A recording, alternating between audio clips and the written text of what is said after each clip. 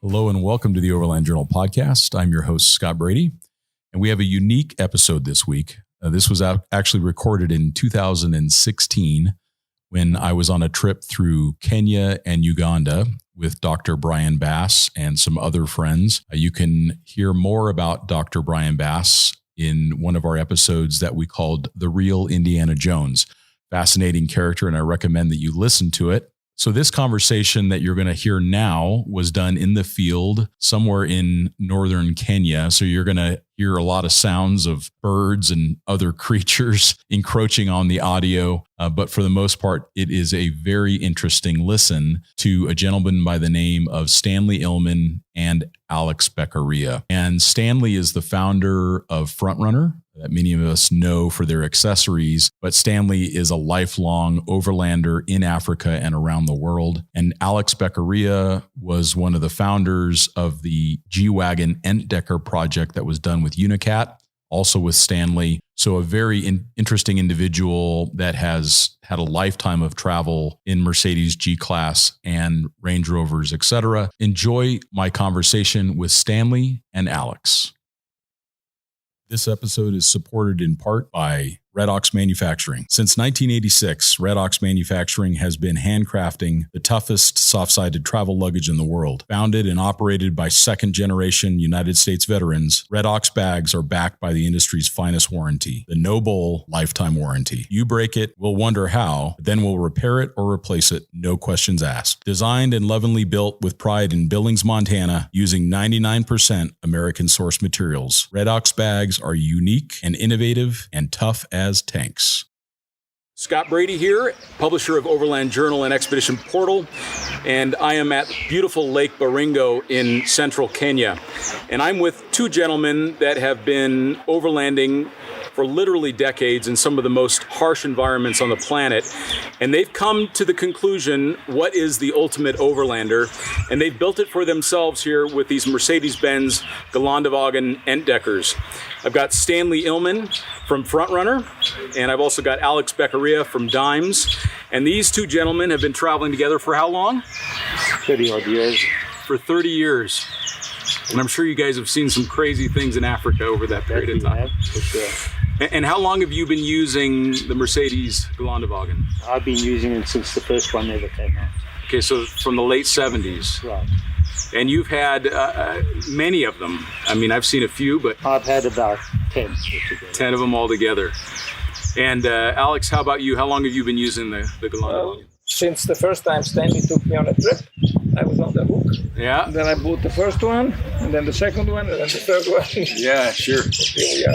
Yeah. And what, Stanley, what would you describe is the thing that really draws you to the Gelandewagen? What makes it the ultimate vehicle for you? I think the riding comfort, to start with, the visibility that one has in the vehicle, and also just the space inside the vehicle, the coolness that one feels when one's driving in the car. It has a vertical windscreen, which helps. Yeah. Stops the sun getting on you most of the day. Absolutely. And the car rides very safely. We've never had any real serious accidents or anything else. It just seems to stay on the road. Yeah, and you have a long history in motorsports as well, so I think you probably expect the vehicle to perform at a level that maybe some of the other ones can't. I think we drive them a little quicker than one would normally drive them. But, we've got to save the vehicle. I think that's the secret. Yeah. And try and treat it as best you can. Sure. Over the distances you've got to cover, over the period that there is. Yeah. And Alex, what would you say are some of the things that stand out in your mind of why you like the Gelandewagen? I like the fact that it is quite narrow, not wide. So, and as Stanley said, has a very good visibility. It's always very easy to see where the car starts and stops. So to corner it or to go through trees or even the tracks are when you're traveling on tracks, you are really on the tracks and not the danger of being off the track. Yeah. With the danger of having punctures or other issues on your tires. The comfort is great. I don't think there is any other car with this kind of comfort, driving position and so on. I think we just also like it because we've been using it for so many years, and sure. we hope we can use it many more years. Yeah, the thing that I've noticed about the Gelandewagen is they kind of figured out the perfect set of specifications. It's the 112-inch wheelbase, so it's long enough to be stable at high speeds, but short enough to still do well in technical terrain. The approach and the departure angles are also very aggressive for a vehicle like this. So I found that with that and the differential locks and the excellent ground clearance, these things really do perform well in the dirt. And we've seen that in some of the driving that we've done here on this trip. Although none of it was particularly technical, we did need that kind of ground clearance, particularly when we went over the pass from Uganda into Kenya. We got into some larger boulders and ledges that we needed to climb up and down. And I was certainly thankful that we had a vehicle with this much ground clearance as well. So tell me a little bit about what inspired the Entdecker. You shared the story a little bit with me, but what was the thing that said, we're going to build not only what we believe to be the ultimate vehicle, the Gelandewagen, but we're going to build the ultimate Gelandewagen? Well, I think what inspired us was that we converted these vehicles for many, many years with all sorts of tents or, and roof racks and bull bars and types of wheels and whatever else we tried. And Alex got a huge opportunity in Switzerland at some stage about, 8, 9 years ago. 10 years ago, I think, when we started, and we went to the factory. And the Swiss importer were buying the Puch. Not so much Mercedes, but it was called the Puch G-Wagon. Yeah. And we started with that, and we were able to spec the vehicle exactly the way we wanted it. And that was a great opportunity for us. And you guys bought 10 of them, if I recall. Yes, correct. And then once you bought the vehicle, Stanley shared with me a little bit about how that process worked, because it was going to take almost 2 years to get the cars. Right. So that gave you lots and lots of time to fill out the spec sheet with all the goodies on it, right? Correct. And at the same time, get prepared what to do with them once we get delivery. Sure. So what we did is I took one engineer in South Africa, Robbie Blatch, and he sat and we tried to get as many drawings as we could, and we tried to design the interior for the fuel tanks and what we wanted to put inside for additional fuel and for the water and for the draw systems and the nets that went in the top, the net systems. And we designed all that on CAD before we even started. And then we decided to have them built by Unicat, so we gave them some drawings and they put the stuff together for us, basically.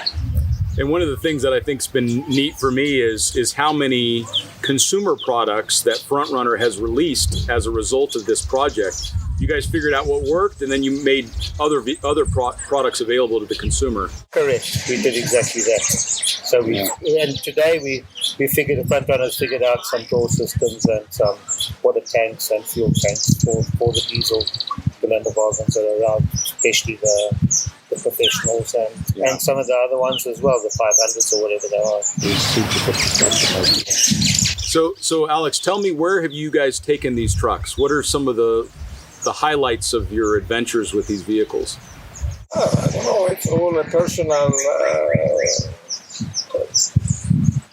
taste, where I think Algeria was certainly a very nice trip to the very south of Algeria on the border with Mali. That was a very nice trip. We drove them. They came up twice from South Africa to Kenya. Ethiopia was also a very nice trip. Every trip is nice. Different, You can do the same route twice. Every time it's different when you travel in Africa, because this is the magic about this country. It's always full of adventures and surprises. Yeah, I've thoroughly enjoyed traveling with you guys, and it showed me a lot about why you guys designed the vehicles the way that you did. You've kept them as light as possible because you want them to perform in a certain way. You've also kept them pretty low to the ground. You didn't put big suspension lifts or anything on them because you wanted the vehicles to handle it at high speeds. And I've noticed on some of these roads here in Africa that anything can happen. A huge pothole or a ledge or a donkey running in from the side, or heaven forbid, a child running in from the side. And you guys need these trucks to be able to perform limit handling. And they do. They really do handle well. Yes, I think the trucks handle very, very well, and really you don't get yourself into much trouble with these compared to other vehicles. The axle tramp on very corrugated roads doesn't seem to throw you off that much. Yeah. They seem to do very, very well with it.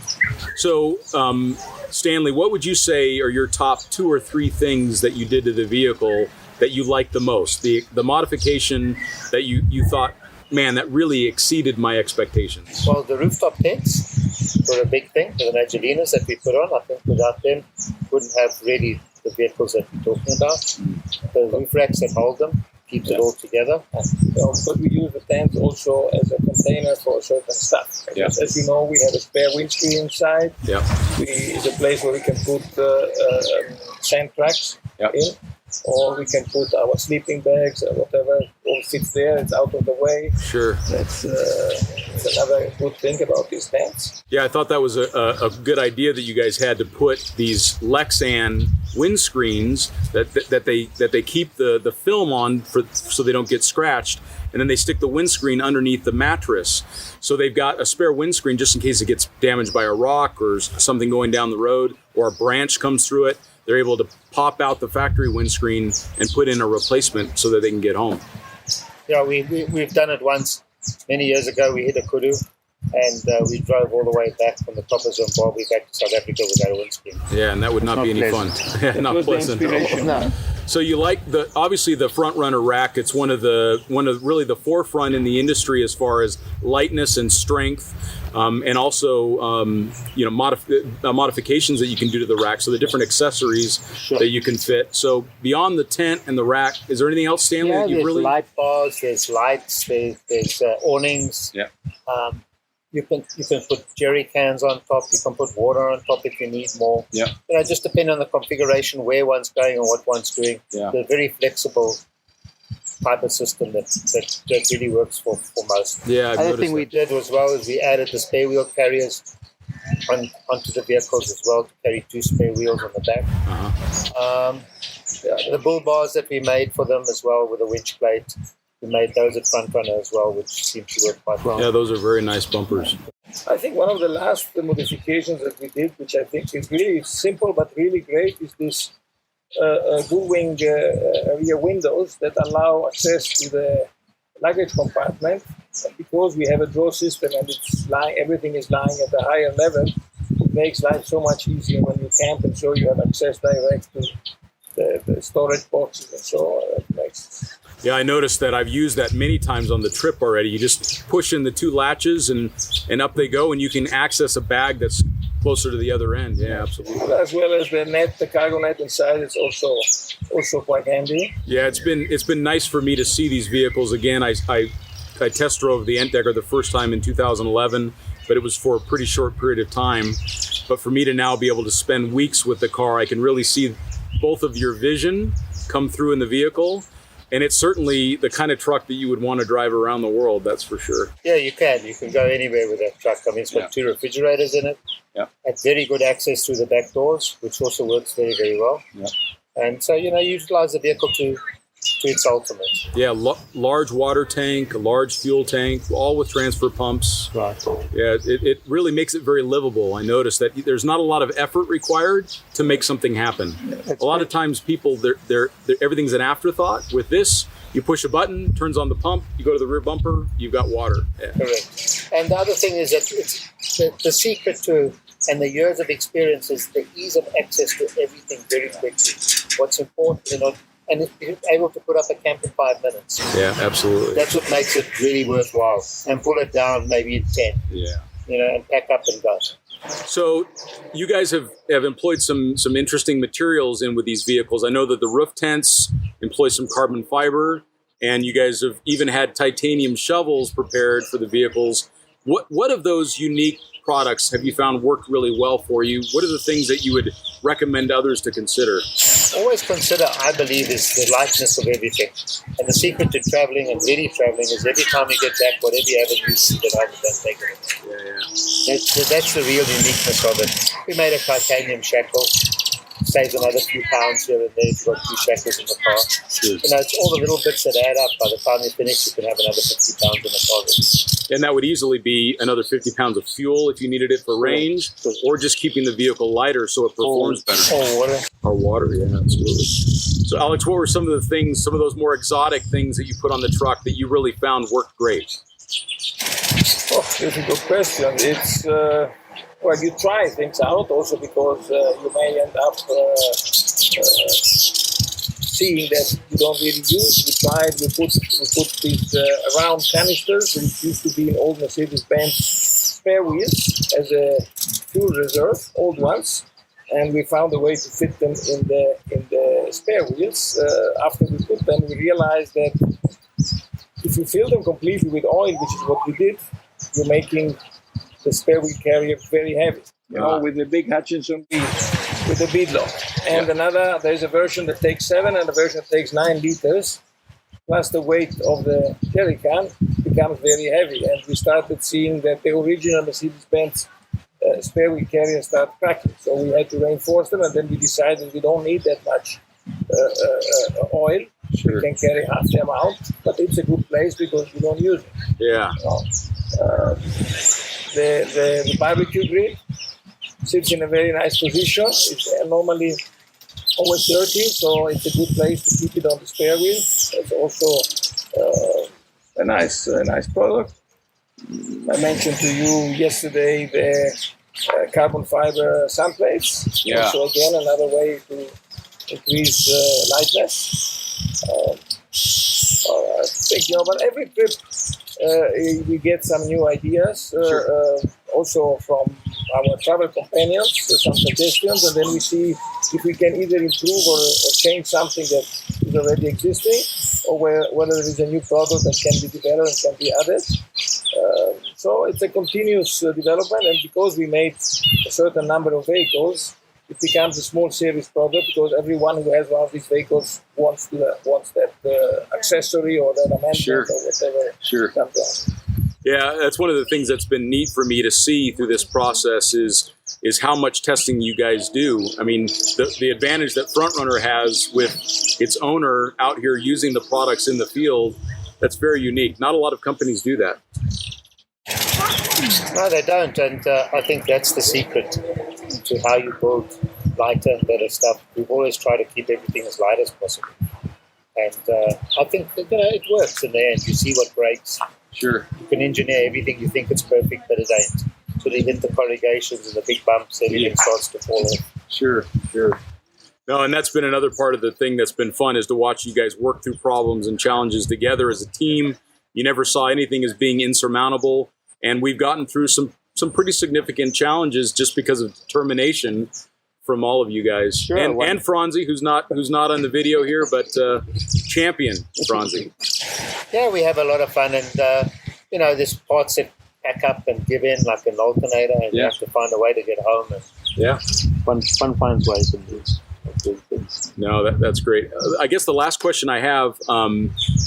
You had all the vehicles painted matte tan, which I think looks great. Some would think maybe that it makes the group look very military, which could obviously have advantages and disadvantages. What was the mindset behind the color choice, and how have you found that affects your travels? Well, the first we bought before this, like 20 years ago, we bought 2 cars in this color. 2463 special versions made for us with book chassis number because it was not a standard Mercedes product. Again, we could pick certain specifications, and we like that color very much. It ages incredibly well. Yeah. It resists very well to the dirt. Even when it's dirty, it still looks good. And I think the fact of looking military can be a disadvantage, but can also be an advantage. Like in our case right now, common bandits would possibly be a little bit scared of a group of military-looking vehicles because they don't know if there is armed soldiers inside or what, so they would rather stay away. On the contrary, when you go into terrorist area and so, military could be a bit of an issue. But again, because they take on terrorists these days take hostages quite often, maybe it's not that good of an advantage. You didn't really have any disadvantage so far with these vehicles. Everything was good. Yeah, I like the color very much. Huh? I like the color. It blends in perfectly with Africa. We made one black. There was one friend of mine who wanted a matte black one. which we made the matte black one, but we don't want to use that in Africa. Not You too know how hot. hot it is already. I agree. Well, gentlemen, thank you so much for your time. We really appreciate the insights. I know that these trucks have become extremely popular, not only in North America, but around the world. And I applaud you both for putting together such an amazing vehicle. Thank you, Scott, and thanks for coming on the trip with us. I Yeah, hope you enjoyed it. I've loved You it. come back. Yeah, Another one. let's hope so. And a special thanks to one of this week's sponsors, Rumpel Blankets. Rumpel started literally in the back of a van. Their story is interesting. They were on a surf and ski trip through California, and the founders of Rumpel were sleeping in a van several miles up a dirt road near a secret hot springs. They woke up the next morning in sub-zero temperatures in a car that wouldn't start. They were outside of cell reception and confronted with the real possibility of a long walk into town. So instead, they decided to bundle up in their sleeping bags and drink whiskey while they waited for someone else to show up. And that turned into hours, and the conversation extended on to the subject of bedding, and they came up with Rumpel Blankets. Their most popular product is the original puffy blanket. It is their flagship product, and it's available in a one-person, a two-person, and a junior size. I have used the two-person for many years. I keep it as part of my kit that lives in the vehicle just in case I run into a situation similar to what they did, where I'm stranded and need some additional warmth and insulation. It's also really useful for around the campfire when you want that little bit of extra comfort. I'll also use it when sleeping in the vehicle, and then they are just the right size for a roof tent as well. So these are really high quality blankets that are weather resistant. They're made from recycled materials. They're washable, and they have very durable fabrics and construction, which makes them ideal for overland travel. Check out Rumpel for your next blanket. And I'm here again with Alex Beccaria and Stanley Illman. And we're going to talk about these gentlemen's experience traveling around the world. If you can, in just a few seconds, gentlemen, just kind of give us where you've traveled. I know that you guys have traveled extensively around the globe, but I think it'll be good for the listener and the viewer to get an idea where you guys have been. Tell me some of the places you guys have traveled. Well, I've traveled most of South America, Central America, up to Alaska, and then through India and Australia and Africa. Yeah, extensively in Africa. Yeah. And what about you, Alex? More or less similar destinations. Well, some were together, bit more Asia maybe, but definitely my favorite place is this continent, by far. And you've also spent some time traveling in the Middle East, including extensively in Iran. Yes, in Iran, that's more for business than for pleasure, but it's a nice country, interesting, as well as other Middle East destinations, Saudi Arabia, Pakistan, India, or some other countries in the area.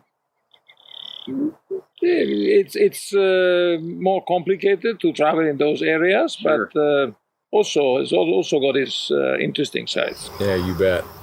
So between the three of us, we've got the 7 continents pretty well covered, and I think it'd be fun to talk about what you guys have learned in your travels, those little tidbits. So I'm going to prompt you guys with some questions about some different things and how you guys tend to solve it. One of the things that we oftentimes get questions on is, how do you handle border crossings? Very calmly. Time, you got to take time. Don't get excited. Sometimes you can be on a border for 4 or 5 hours. Sometimes you can be there for a day. All just depends where it is. But you just got to keep calm, talk nicely to the people, and work your way through it somehow. And how about you, Alex? This generally quite impatient person becomes the most patient person on earth when it is a matter of border crossing. Yes, it's as usual with kindness, respect, patience, and you always find a way. We never ever had a problem. And I've noticed, crossing a few borders with you guys now, is that you guys employ a lot of humor.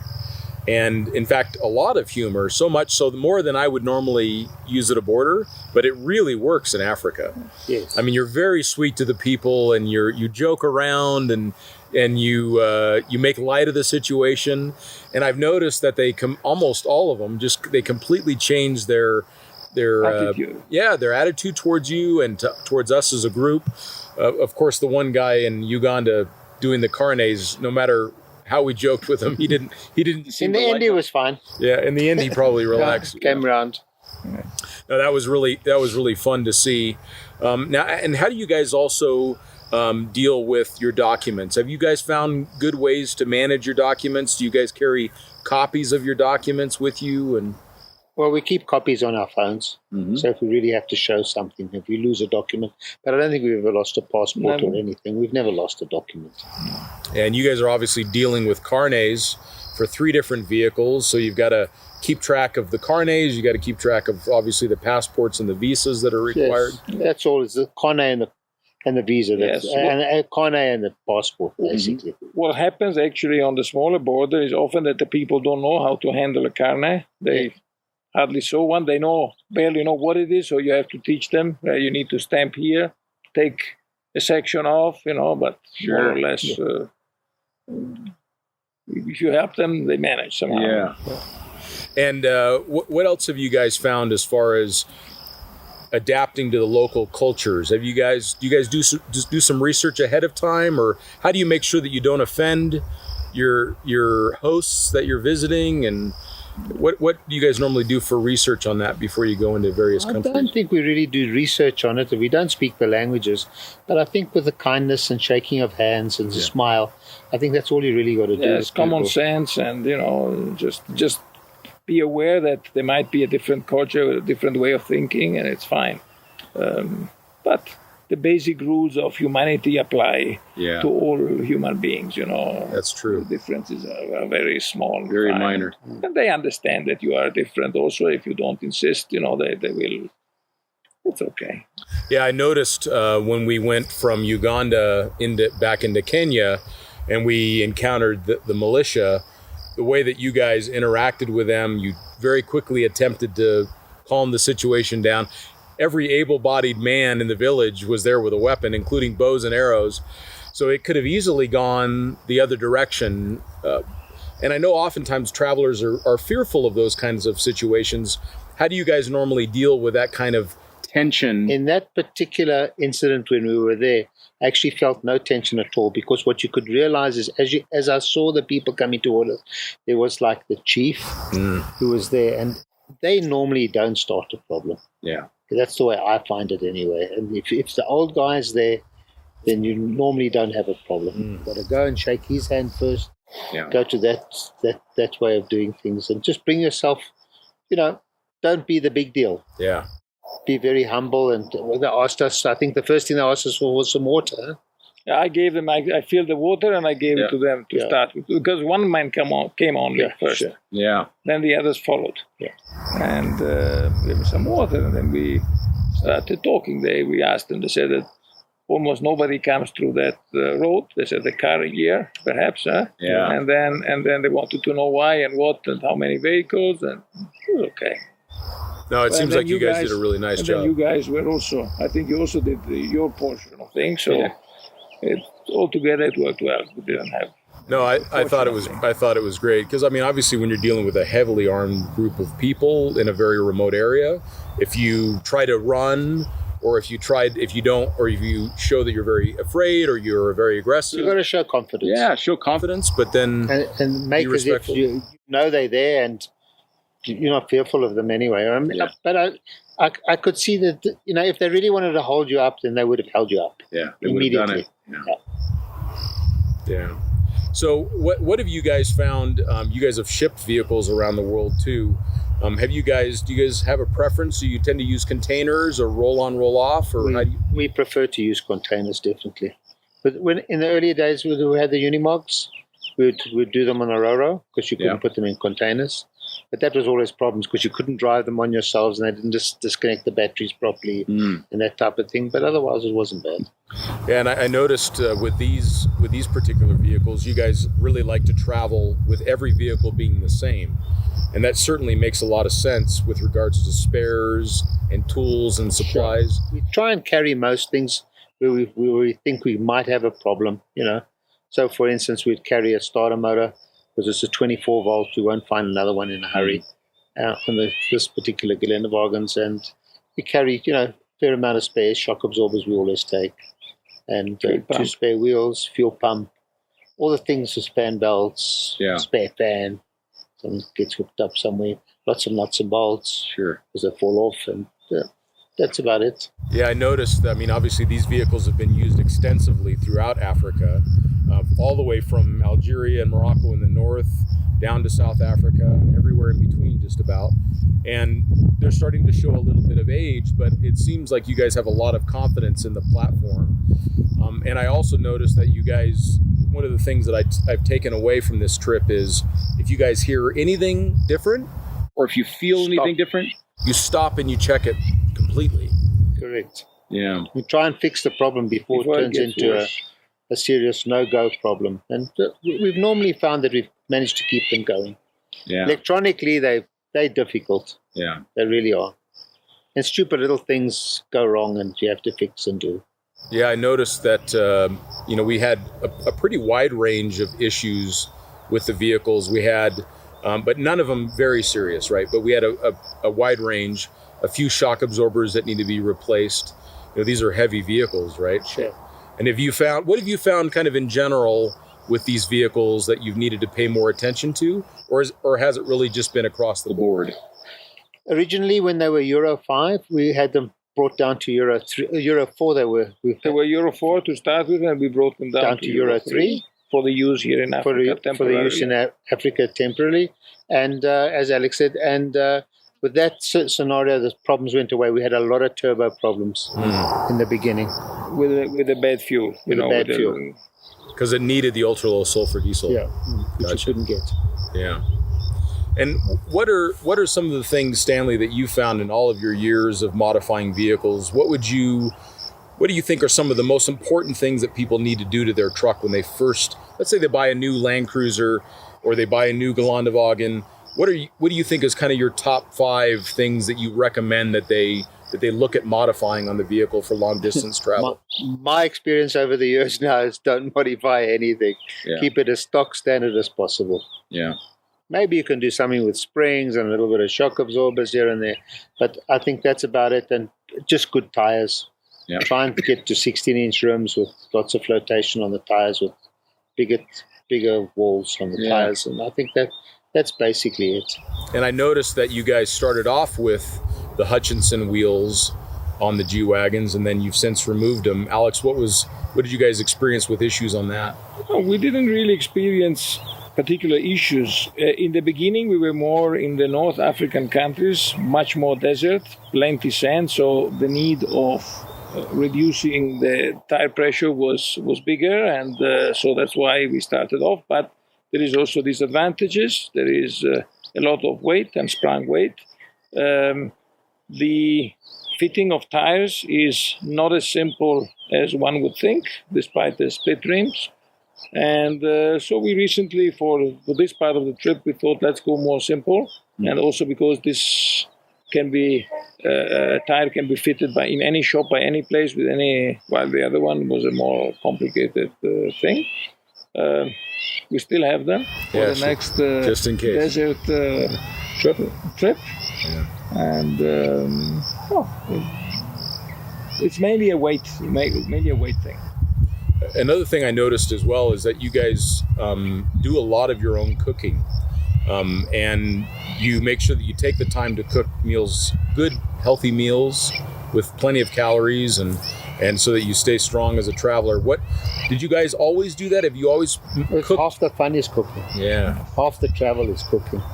We don't cook fancy always, but we take with some meat. We have a deep freeze and we have a fridge, and we like cold beer and cold water and cold drinks, and we like some nice food. And Alex brings magic food from Italy. Yeah. And we got salami, and we've got ham, and we've got this and that. So we travel very comfortably with that stuff. A couple of tins of rations in case we really get stuck somewhere for quite a while. We've got always a surplus of tin food of some sort of. Sure. Yeah, and I noticed for me, oftentimes I like to eat where the locals eat, but I oftentimes get sick. And you guys mentioned that you hardly ever get sick on your trips because you're managing your own food. Well, we'll buy vegetables and stuff on the way, okay, Yeah. and or fruit, Yeah. and then we just make sure we clean it really properly and Yeah. make sure that, you know, if you eat in the local places, you've got to watch out eating salads and this and that because of the water. Yeah. That's all. And you're not used to it, so you will get it. Yeah, but also the meat or so you don't know. We don't know. So we normally bring meat from home or wherever, you know, try and bring meat in or go find a reputable butcher wherever we are. Yeah. See if we get some good meat. And usually we vacuum pack it and sure. rations per day, so we defrost whatever we need. It's working out. And Alex, on these particular G-Wagons, how do you guys manage water? How much water do you have on board? Do you tend to want to filter it before it comes in, or do you filter it if one tank gets tainted? Do you filter What it we afterwards? normally do is we have 95 liters of water in each truck.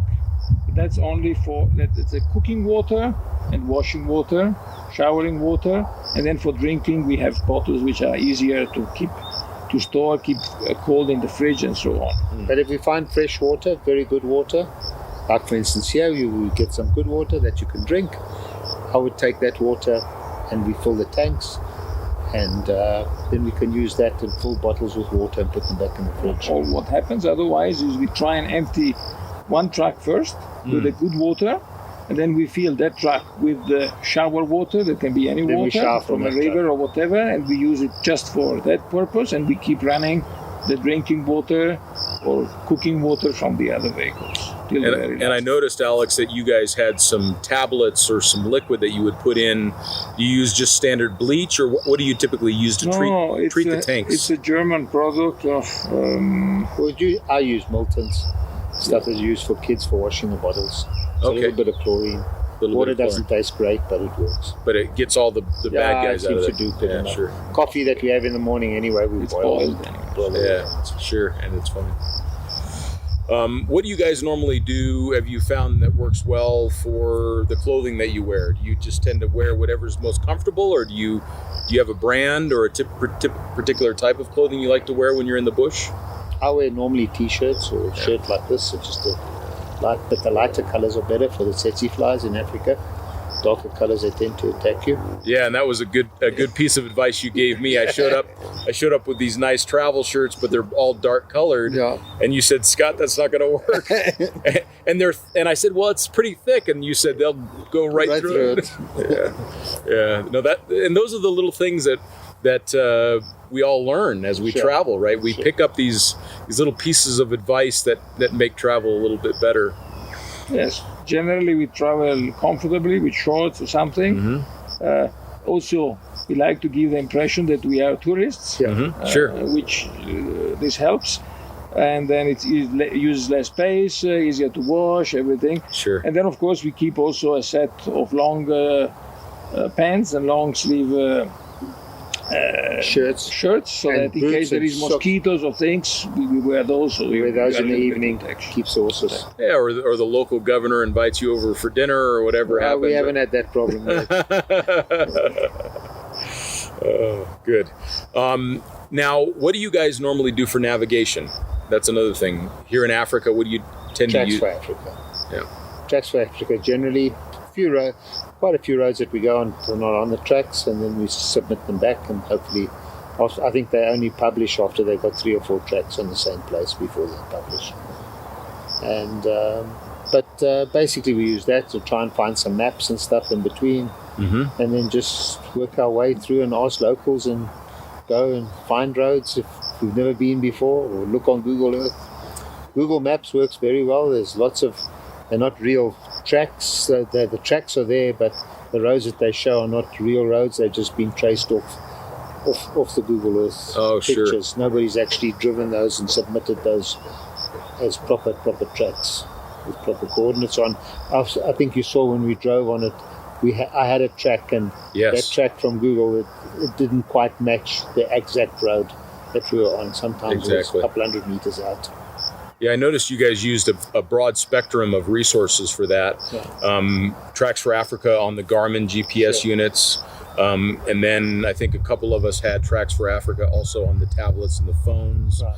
Have you used you're using anything different, Alex? Or are you using other tools? Same. Just the Tracks for Africa. And then there was a few times we talked to locals just to clarify which is the if best this road or that one is better.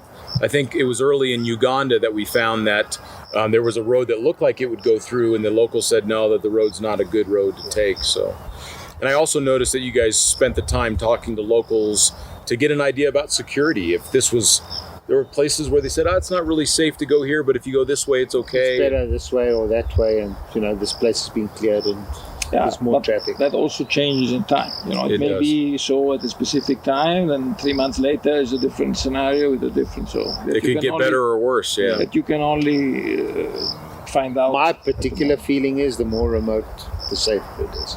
And yeah, we certainly noticed that time in this particular trip. And I have to compliment you, Stanley. We drove some wonderful roads. I mean, a couple of them when you're in low range and going over rocks and boulders and beautiful, and there was nobody there. We didn't see another vehicle when we traveled from Uganda into Kenya. And then when we went down towards Lake Baringo from, I think it was Lokichar, from that region, we didn't see another traveler. We saw some locals, but we didn't see another traveler the entire time. Brian and I were talking about that, that during the entire trip, we didn't see another overlander the entire time because we were so remote. Yeah. So that was a real pleasure. Yeah. I've never been to those remote areas that we went to this time, and it's absolutely beautiful. Very, very nice. So Stanley, if you were going to give a short summary piece of advice to someone who wants to get into traveling in Africa, they've maybe not traveled that much, what would be the advice that you would give maybe a young couple in their early 20s that want to go travel? What would you tell them to encourage them to travel? I would say start in the areas where there are more people, that you learn a little bit, and always try and travel with more than one group. Yeah. Try and travel in a group. Find another group to join up with. Be 2 or 3 vehicles is the best way to travel. Don't make it. I mean, I think the maximum amount one should travel with if one does this type of things is maybe 4 or 5 vehicles maximum. Otherwise, it becomes unreal. You keep on working there. Yeah. So somewhere between 2 and 3 and 4 and 5. Yeah. Perfect. In the early years, we traveled in a single vehicle. I travel a lot in a single vehicle. It's not easy. Yeah. You get lost. You don't know where you are. Today it's a GPS and a satellite phone is a lot easier, but in the old times, there was nothing. It was a compass and a map. A lot more difficult. A lot more difficult. And Alex, if you were going to give some advice to a young couple in Switzerland that were getting ready to prepare a vehicle and travel around the world, what would you tell them? Well, the Swiss are quite adventurous anyway. They do travel plenty. I would say the same. I think that traveling in a group is also more fun if the group is the right one. It's certainly safer. Also, if something goes wrong, you're not abandoned in the middle of nothing. And I think there is a lot to see and a lot to learn in the world. And one life is not enough to see it all, so better hurry up. Oh, that's great advice. Yeah, we certainly all do need to get out and see as much of this world as possible. Well, gentlemen, I can't thank you both enough for the time. It's been a great learning experience for me traveling with both of you. It was an inspiring trip. We saw some beautiful places here in Africa. And I would recommend to everyone watching and listening to come and see Uganda and come and see Kenya. Beautiful people and wonderful countries.